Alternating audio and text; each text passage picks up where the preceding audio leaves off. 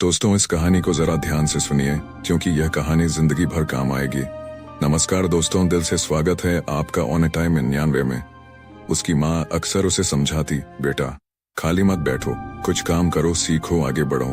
लेकिन राहुल हर बार उनकी बात को अनसुना कर देता।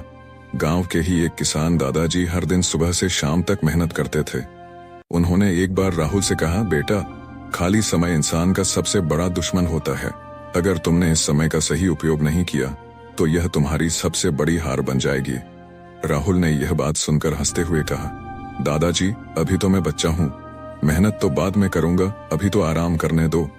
एक दिन गांव में एक बहुत बड़े व्यापारी आए। उन्होंने गांव के बच्चों को बुलाया और कहा, मैं ऐसे बच्चों को नौकरी दूंगा जो मेहनती हैं और अपने समय का सही उपयोग करना जानते हैं, लेकिन इसके लिए तुम्हें एक परीक्षा देनी होगी। यह सुनकर गांव के सभी बच्चे बहुत उत्साहित हो गए।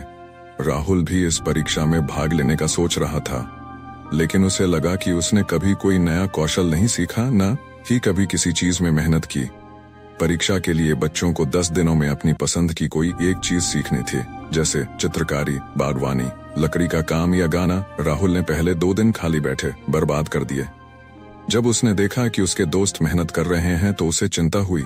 उसने अपने दोस्त मोहन से पूछा, तू क्या कर रहा है? मोहन ने जवाब दिया, मैं चित्रकारी सीख रहा हूँ, यह मेरा शौक भी है और मुझे लगता है कि इससे मैं अच्छा कर सकता हूँ।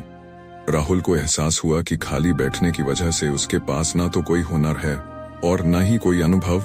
उसने जल्दी जल्दी कुछ सीखने की कोशिश की, लेकिन समय कम था। 7 दिन बाद परीक्षा हुई। व्यापारी ने सभी बच्चों के काम देखे। मोहन ने अपनी सुंदर चित्रकारी दिखाई और उसकी खूब तारीफ हुई। कुछ बच्चों ने लकड़ी से सुंदर खिलौने बनाए तो कुछ ने गीत गाए। लेकिन जब राहुल की बारी आई तो वह सिर झुकाकर खड़ा हो गया। उसके पास दिखाने के लिए कुछ भी नहीं था। व्यापारी ने उससे पूछा, बेटा तुमने 7 दिनों में कुछ क्यों नहीं सीखा? राहुल ने धीमे स्वर में कहा, मैंने समय बर्बाद कर दिया। व्यापारी ने उसे समझाया, खाली समय सोने जैसा होता है, अगर तुम इसे यूं ही बर्बाद करोगे तो भविष्य में पछताना पड़ेगा। समय किसी का इंतजार नहीं करता। उस दिन के बाद राहुल ने ठान लिया कि वह अब कभी खाली नहीं बैठेगा। उसने दिन भर अपने समय का बेहतर उपयोग करना शुरू किया। उसने किताबें पढ़नी शुरू की, नए कौशल सीखे और मेहनत करना शुरू किया।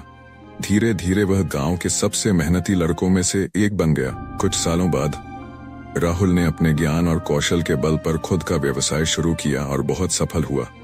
अब जब भी कोई उससे कहता, तुम्हारी सफलता का राज क्या है, तो वह मुस्कुरा कर कहता, कभी खाली मत बैठो, हर पल का सही उपयोग करो, यही सफलता का सबसे बड़ा मंत्र है। कहानी से सीख। यह कहानी हमें सिखाती है कि खाली समय को बर्बाद करना हमारी सबसे बड़ी गलती हो सकती है।